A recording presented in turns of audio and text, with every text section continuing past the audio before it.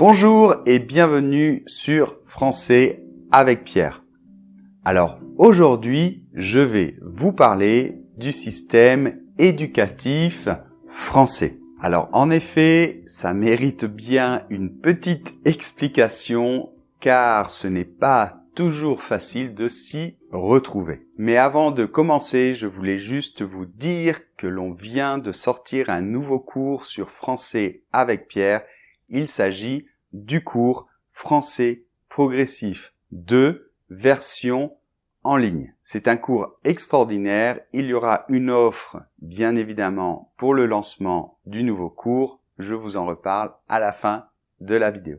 Le système éducatif français est un véritable labyrinthe dans lequel on peut se perdre facilement. Pour faire simple, on va commencer par les plus petits, les plus jeunes, et puis on va monter petit à petit. Alors en fait, on peut très bien mettre les enfants à la crèche, on appelle ça la crèche, quand ils ont seulement quelques mois. Cela ne fait pas vraiment partie du système éducatif français. C'est ce que l'on appelle la crèche. L'école, réellement, commence au primaire. Donc le primaire, ça va de l'âge de 3 ans à l'âge de 10 ans. Le primaire est divisé en deux parties. Première partie, l'école maternelle. À 3 ans, on rentre en petite section. À 4 ans, en moyenne section. Et à 5 ans, en grande section.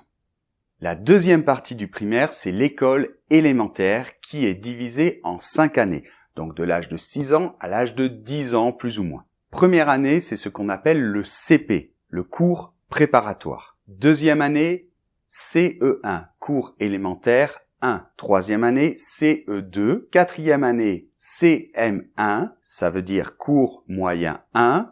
Et dernière année du primaire, c'est le CM2. Donc voilà, ça c'était de 3 ans à 10 ans. Et maintenant, quand les enfants ont environ 10 ans, parce que ça peut varier suivant la date de naissance, ils passent dans ce que l'on appelle le secondaire. Donc à partir du secondaire, ils vont avoir plusieurs professeurs. Un professeur pour les mathématiques, un professeur pour l'histoire et la géographie, un professeur pour les sciences, etc. Donc le secondaire se divise en deux, le collège et le lycée. Le collège, ce sont les 4 premières années.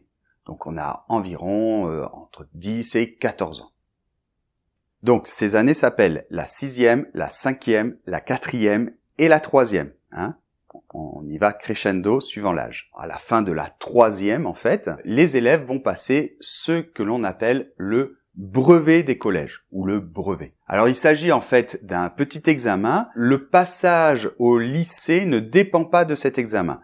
C'est juste un examen assez général, avec des connaissances, on va dire, basiques, que, en fait, tous les Français doivent normalement avoir, puisque l'école est obligatoire jusqu'à l'âge de 16 ans en France. Donc, théoriquement, tous les enfants français ont passé le brevet des collèges.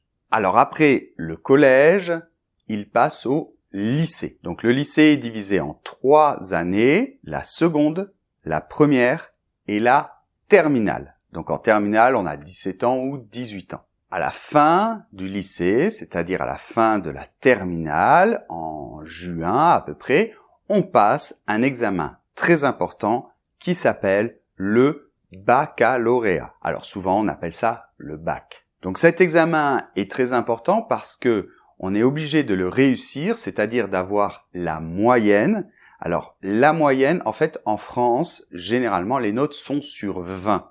Donc, avoir la moyenne, ça veut dire qu'on a 10 sur 20. Donc, il faut obtenir au moins la moyenne pour pouvoir faire des études supérieures. Alors, avant de passer à l'enseignement supérieur, je voulais faire 2-3 petites remarques.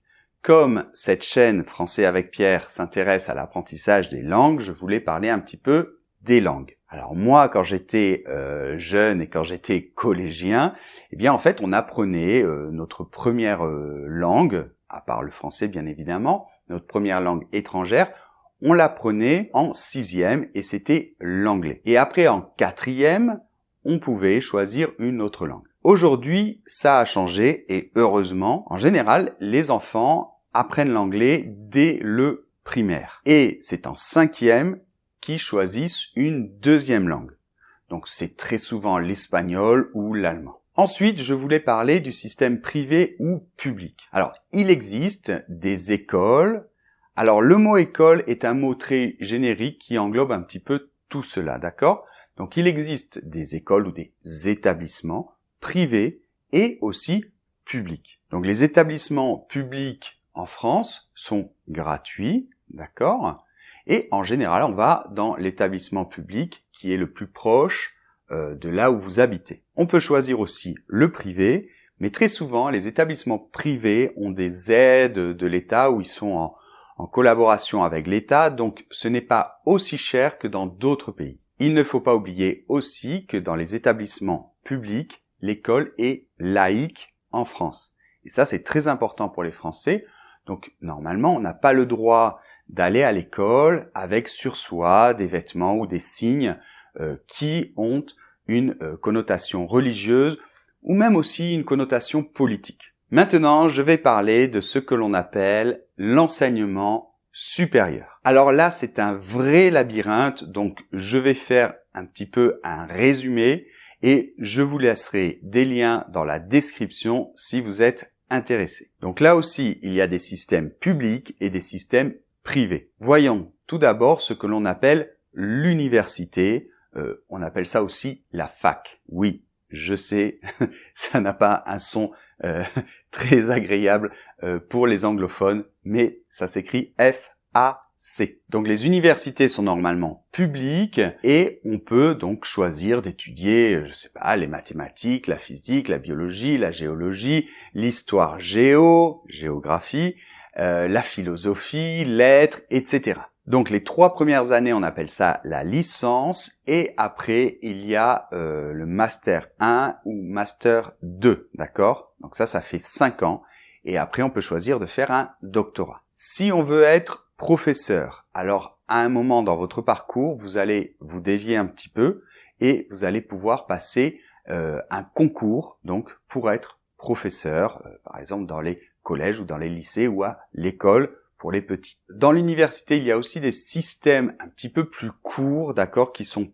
plus dirigés vers le monde du travail, plus concrets. Donc il y a des cycles plus courts aussi qui sont possibles. Je ne vais pas rentrer dans tous les détails. Si vous voulez faire des études de santé, alors maintenant il y a un tronc commun, c'est-à-dire qu'en première année, vous devez passer un concours et si vous réussissez ce concours, si vous êtes parmi les meilleurs étudiants, eh bien vous pourrez rentrer en 2e année et décider de faire soit médecine, dentiste, sage-femme, et je crois que maintenant il y a physiothérapie aussi qui est mis dans ce tronc commun. Alors c'est très difficile parce que le concours d'entrée de première année est extrêmement sélectif. Bien, tout cela était public, maintenant il y a tout ce qu'on appelle les écoles ou les grandes écoles. Alors là, il y a des alternatives, soit publiques, soit privées. Il y a tout d'abord les écoles d'ingénieurs.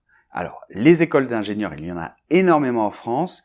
Généralement, elles sont publiques, d'accord? Et donc, généralement, ce qui se passe, c'est qu'après le baccalauréat, on fait 2 années de prépa. C'est la préparation pour préparer des concours pour entrer dans ces écoles d'ingénieurs. Et donc, pendant 2 ans, on se prépare. Et à la fin de la 2e année, eh bien, on va voir plein d'écoles et on fait des examens. Et souvent, on peut par exemple réussir 2 ou 3 écoles et on choisit laquelle on préfère. Parmi les écoles d'ingénieurs, il y a de très grandes écoles très renommées en France, comme par exemple Polytechnique. Ça, c'est ce qu'on appelle le must et c'est vraiment les plus grosses têtes qui réussissent à rentrer dans ces écoles. Elles sont extrêmement difficiles.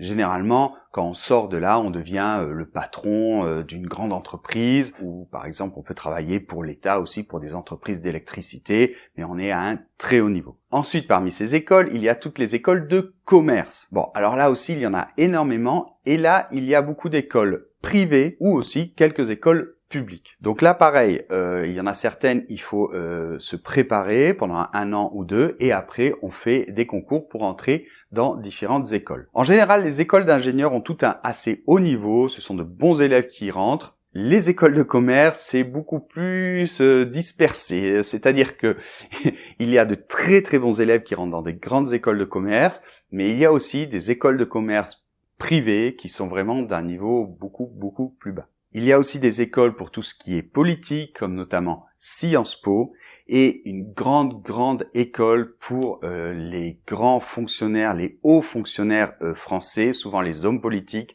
c'est ce que l'on appelle l'ENA. Il y a aussi des prépas pour tout ce qui est lettres, donc je pense à Caen, Hippocane, et pour entrer dans des grandes écoles, ce qu'on appelle les lettres. Bon voilà, ça c'est vraiment, on va dire, le principal. Après, il y a d'autres choses, comme par exemple, je n'ai pas du tout parlé de tout ce qui est les beaux-arts, de l'école d'architecture. Il y a aussi vétérinaire qui est très difficile. Il y a des cycles plus courts, de plus en plus, on essaie de faire des cycles plus courts et plus proches des attentes des entreprises. Bref, je vous laisse quelques liens dans la description si vous êtes intéressé. Bien, finalement, je voulais parler d'une dernière chose parce que ça peut peut-être vous intéresser. En France, il y a beaucoup de systèmes de bourses d'études, d'accord ?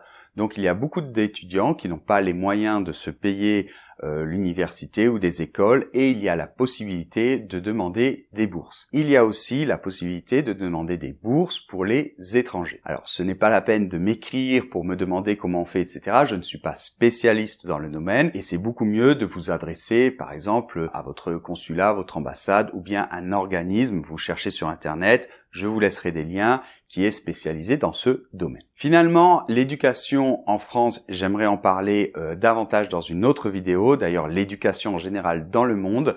Si vous êtes intéressé, si vous voulez que je fasse une vidéo et que je vous donne mon opinion sur le système éducatif en général et comment on pourrait peut-être l'améliorer, eh bien, je peux faire cette vidéo, vous me le dites dans les commentaires. En tout cas, si on compare à d'autres pays dans le monde, le système éducatif est quand même assez bon. On peut dire qu'avant, c'était vraiment un top niveau, peut-être dans le monde entier, et qu'aujourd'hui, ça s'est comme un petit peu démocratisé, et le niveau a eu tendance ces dernières années à un petit peu baisser, mais ça a permis une certaine démocratisation. Donc voilà, je sais qu'il y a beaucoup de personnes qui me posent ces questions, souvent aussi dans mes classes, mes élèves me demandent, et donc aujourd'hui j'espère avoir un petit peu éclairé mes étudiants. Maintenant je vais parler un petit peu de notre nouveau cours. Donc comme je l'ai dit au début de cette vidéo, vraiment on a fait un effort incroyable, on a travaillé avec toute l'équipe de Français avec Pierre pendant plusieurs mois, et c'est un cours extraordinaire. Donc il permet à des étudiants qui ont un niveau faux débutant, intermédiaire,